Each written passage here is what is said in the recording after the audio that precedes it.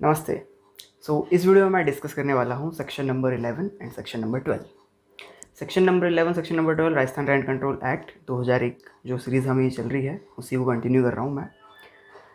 तो हमने ये देखा था कि सेक्शन जो चैप्टर नंबर 2 है और जो 3 है वो एप्लीकेबल नहीं हो रहा था सेक्शन नंबर 3 के अंदर जो प्रोमाइसेस दे रखे थे।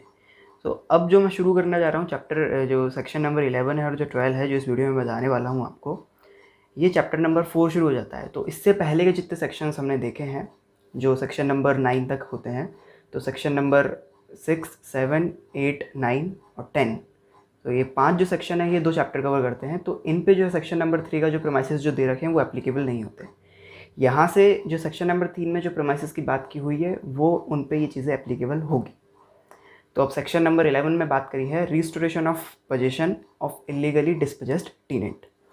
बेसिकली सेक्शन नंबर 11 कहना चाहता है कि कोई आप किराएदार हैं और मकान मालिक अगर आपको बेदखल कर दे आपकी ज़मीन से, आपकी जगह से जहाँ पे आप रह रहे हैं या फिर आप कोई भी आपका कार्य कर रहे हैं, क्योंकि ये ऐसा यहाँ पे स्पेसिफिक मेंशन है ही नहीं कि वो जो है कॉमर्शियल पर्पज़ के लिए होना चाहिए, रेजिडेंशियल पर्पज़ के लिए होना चाहिए। तो यहाँ पे स्पेसिफिक क्लियर है कि प्रेमाइसेस होना चाहिए बेसिकली, तो रेजिडेंशियल या कॉमर्शियल दोनों में से कोई सा भी हो सकता है।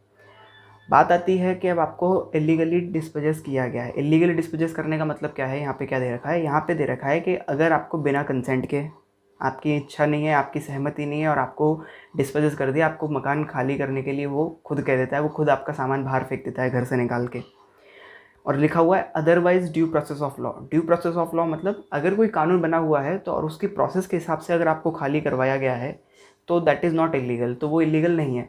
लेकिन अगर कोई कानून नहीं बना हुआ या फिर कानून बना हुआ है और उसमें कोई ग्राउंड नहीं दे रखे हैं इस तरह के, बिना कानून का इस्तेमाल किए हुए आपको खाली करवाया जा रहा है, तो that is otherwise due process of law.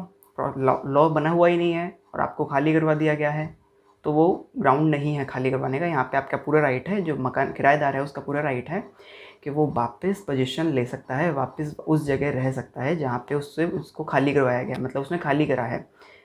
तो जो खाली कराने का प्रोविज़न जो दे रखा है वो सेक्शन नंबर 9 में दे रखा है, जो हमने लास्ट वीडियो में देखा था कि 9 में क्या होता है, कैसे खाली कराया सकता है, कौन कौन से ग्राउंड पे आप खाली करवाया जा सकता है। तो सेक्शन नंबर 11 में जो बात करिए वो यही करिए कि अगर किराएदार को मकान मालिक कोई भी इलीगल सोर्स लेके या ड्यू प्रोसेस जो है उसका इस्तेमाल करता है, जो otherwise due process of law है, मतलब कानून में जो बात लिखी है उसके अगेंस्ट में जा रहा है या फिर उस प्रोसेस को फॉलो नहीं कर रहा है और खाली करवा देता है, तो जो किराएदार है उसके पास ये राइट है कि वो 30 दिन के अंदर अंदर रेंट ट्रिब्यूनल में एक एप्लीकेशन फ़ाइल कर दे जिस दिन उसको पता लगा है कि मुझे यहाँ पे बेदखल कर दिया गया है। जिस दिन किराएदार को बेदखल किया गया है उससे 30 दिन के अंदर अंदर किराएदार के पास ये राइट है कि वो एक एप्लीकेशन या एक पिटीशन रेंट ट्रिब्यूनल के अंदर फाइल कर दे कि मुझे इलीगली डिस्पोजेस कर दिया गया है। तो ये है टोटल पूरा सेक्शन नंबर 11। आगे हम बात करते हैं सेक्शन नंबर 12 की। तो सेक्शन नंबर 12 में क्या है कि इसी सेक्शन की प्रोसेस बता रखी है कि जब आप एप्लीकेशन जो पिटीशन फाइल करेंगे कि आपको इलीगली डिस्पोजेस किया है तो क्या प्रोसेस लगेगा, कैसे वो काम होगा, कौन सा जो रेंट ट्रिब्यूनल अथॉरिटी है जो वो किस तरह से काम करेगी। जो भी अथॉरिटी यहाँ बनी हो, तो रेंट ट्रिब्यूनल जो है बेसिकली वो प्रिसाइडिंग ऑफिसर जो है वो रेंट ट्रिब्यूनल में आप जो है पिटीशन फाइल करते हैं। तो सेक्शन नंबर 12 में वो प्रोसेस बता रखी है। तो procedure for recovery of position section number 12।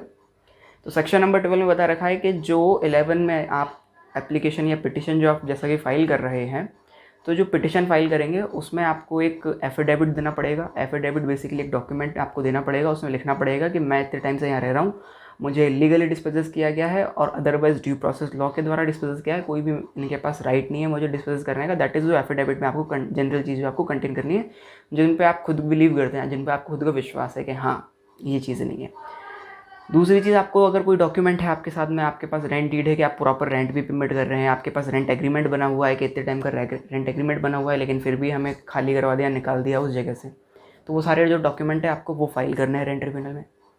उसके बाद सबसेक्शन 2 में इसमें कहा है कि जो रेंट ट्रिब्यूनल होगा वो क्या करेगा, जब ये डॉक्यूमेंट और ये जो पिटीशन फाइल होगी उसके पास या एफिडेविट उसके पास सारी चीज़ें जब जाएंगी तो वो क्या करेगा, एक समन भेजेगा। किसको? लैंडलॉर्ड को। लैंडलॉर्ड कौन? मकान मालिक को। उस समन को भेजेगा, उस समन में वो लिख के भेजेगा कि आपको इस तारीख को अपीयर होना है और ये हम डॉक्यूमेंट और ये एफिडेविट और ये जो पिटीशन है जो किराएदार की, ये भी हम साथ में आपको कॉपी भेज रहे हैं इसकी। तो जो समन होगा उसमें कॉपी भी जाएंगी इनकी और उसमें लिख के भी दिया जाएगा कि आपको इस दिन अपीयर होना है। तो बेसिकली यहाँ पे जो टाइम पीरियड दे रखा है वो दे रखा है कि आपको 21 दिन जिस दिन उस पर्सन को नोटिस रिसीव हो जाएगा, नोटिस किसको रिसीव हो जाएगा, हम लैंडलॉर्ड को नोटिस भेज रहे हैं, मतलब मकान मालिक को नोटिस भेज रहे हैं, तो मकान मालिक को जब नोटिस रिसीव हो जाएगा उस दिन से 21 दिन के अंदर अंदर कोई एक तारीख फिक्स कर देंगे। मान लीजिए आज 1 तारीख को कोर्ट जो है नोटिस भेजता है, क्योंकि यहाँ पे जो टर्म लिखी है वो लिखी service of notice. Service of notice का मतलब उस पर्सन को जब मिल जाएगा जिसको भेजा जा रहा है। तो 1 तारीख को अगर कोर्ट ने नोटिस भेजा और 3 तारीख को उस पर्सन को मिलता है, तो 3 तारीख से अगले वाले 21 दिनों में, तो 24 तारीख के बीच में कोई भी एक तारीख जो है रेंट ट्रिब्यूनल फिक्स कर सकता है कि इस दिन आप आइए और अपनी जो बात है वो रखिए, क्या आपने इनको इलीगली डिस्पोज किया है तो क्यों किया है। ठीक है, फिर आगे इसमें बात आती है, तो जो नोटिस दिया जा रहा है वो वही प्रोसेस जो जनरल समन की होती है, एक ऑफिसर ऑफ द कोर्ट होता है वो भेजता है, या जो प्रोसेस जो एक्नॉलेजमेंट ड्यू है वैसी वाली जो है वो पूरी आपको करनी है, जो कोर्ट जो करता है सारा प्रोसेस कोर्ट का है।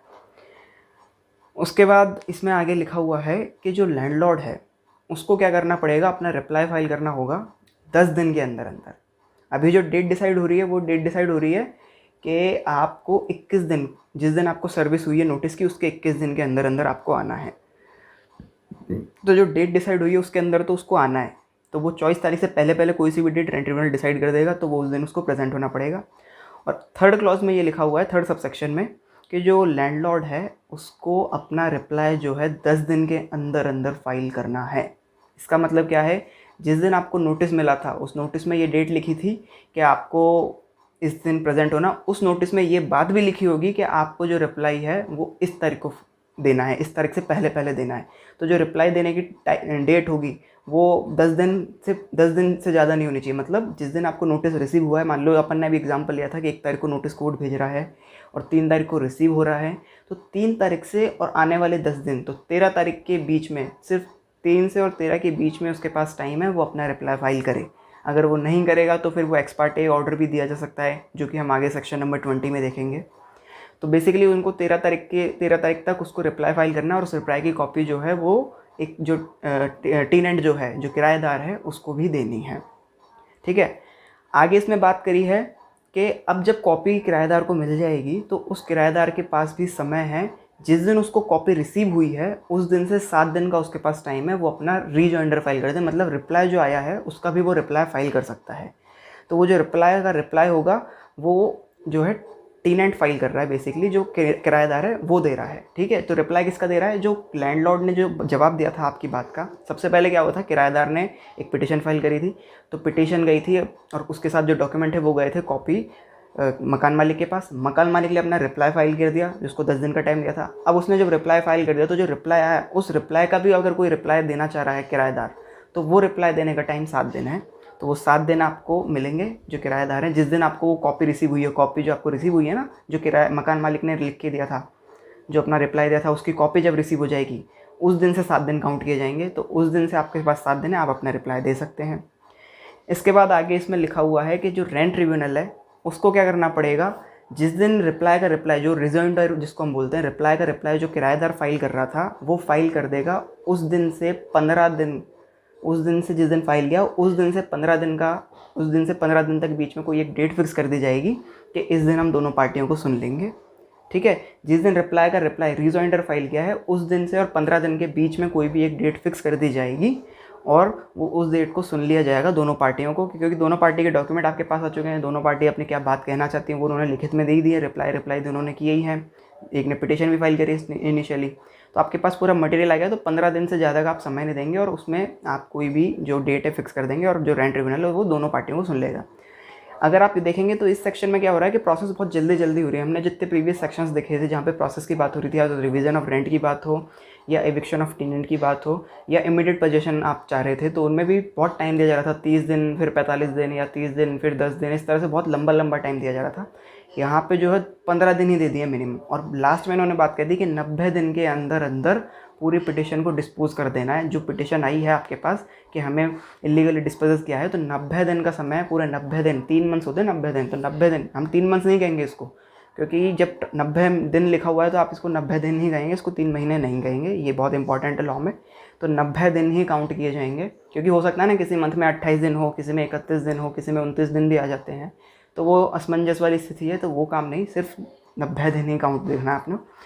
तो 90 दिन आपको जो है, जिस दिन से सर्विस हुआ था नोटिस लैंडलॉर्ड को, तो लैंडलॉर्ड को जब फर्स्ट टाइम आया था ना, जब पिटीशन फाइल हुई थी, तो अपन ने नोटिस भेजा था कि आप अपना रिप्लाई भेजो और अपीयर हो जाओ, तो उस दिन से और 90 दिन के बीच में ये पूरा पिटीशन डिस्पोज किया जाएगा। और सबसेक्शन 4 कहता है कि जो रेंट ट्रिब्यूनल होगी उसको क्या करना है, समरी इंक्वायरी। समरी इंक्वायरी में क्या होता है, जो एविडेंस होते हैं ना वो पॉइंट टू पॉइंट रिकॉर्ड नहीं होते हैं, सिर्फ जो इंपॉर्टेंट बात होती है, जो सब्सटेंस होता है ना, सिर्फ वो रिकॉर्ड होता है, काम की बातें जो हैं वो रिकॉर्ड होगी।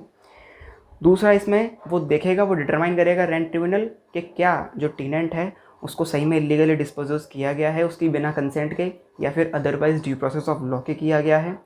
और दूसरी चीज़ मैं ये देखेंगा कि अगर ऐसा किया गया है तो उसको रीस्टोर करवाया जाए, उसका जो पोजीशन है उसको वापस दिलवाया जाए उस जगह का जहाँ से उसको निकाला गया है, जो किराएदार है उसको जहाँ से निकाला गया है मकान मालिक ने अपने घर से, तो वापस उसको किराए पे वो चीज़ दी जाए।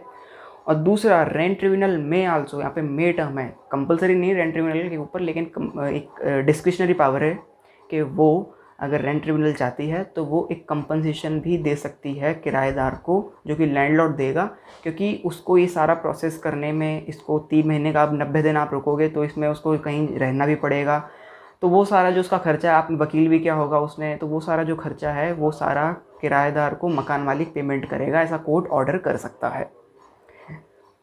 और लास्ट में से ये है कि जो ट्रिब्यूनल होगी वो क्या करेगी, सर्टिफिकेट इशू करेगी रिकवरी ऑफ इमीडिएट पोजीशन का। तो बेसिकली सर्टिफिकेट वो एक डॉक्यूमेंट होगा जो पूरा फैक्ट्स और सर्कमस्टांस को डिटरमाइन करके रेंट ट्रिब्यूनल दे देगी कि हाँ जो किराएदार है उनको अपना ये जो पोजीशन है वो मिलना चाहिए, क्योंकि वो इलीगली डिस्पोजेस किए गए थे। तो ये है सेक्शन नंबर 10 और 11 जो मैंने आपको पूरी प्रोसेस बता दी। So thank you.